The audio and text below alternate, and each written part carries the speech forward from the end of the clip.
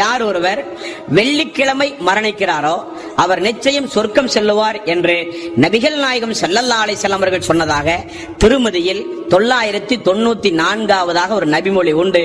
அந்த நபிமொழி ஏற்கத்தக்கதல்ல, அது பலகீனமான செய்தி. அதேபோல் பாருங்கள், ஜும்மாவுடைய நாளில் யார் ஒருவர் பகல் நேரத்தில் மரணிக்கிறாரோ அவர் நிச்சயம் கபரு வேதனை இல்லாமல் அவர் மறுமை நாளை அல்லாஹ்வை சந்திப்பார் என்கிற செய்தி அஹமத் என்கிற நபிமொழி தொகுப்பிலே உண்டு.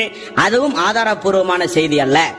அதே போல யார் ஒருவர் மக்கா மதீனாவில் மரணிக்கிறாரோ அவருக்கு ரசூல் ஸல்லல்லாஹு அலைஹி வஸல்லம் நான் கியாம நாளில் உங்களுக்கு பரிந்துரை செய்து உங்களுக்கு சொர்க்கத்தில் உயர் அந்தஸ்தை வாங்கி தருவேன் என்று ரசூலுல்லாஹி ஸல்லல்லாஹு அலைஹி வஸல்லம் சொன்னதாக செய்திகள் உண்டு.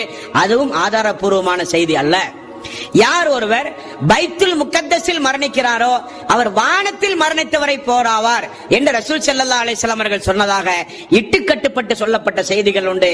அதுவும் நம்பத்தகுந்த செய்தி அல்ல என்பதை உங்களுடைய கவனத்தில் நீங்கள் பதிவு செய்து கொள்ள வேண்டும்.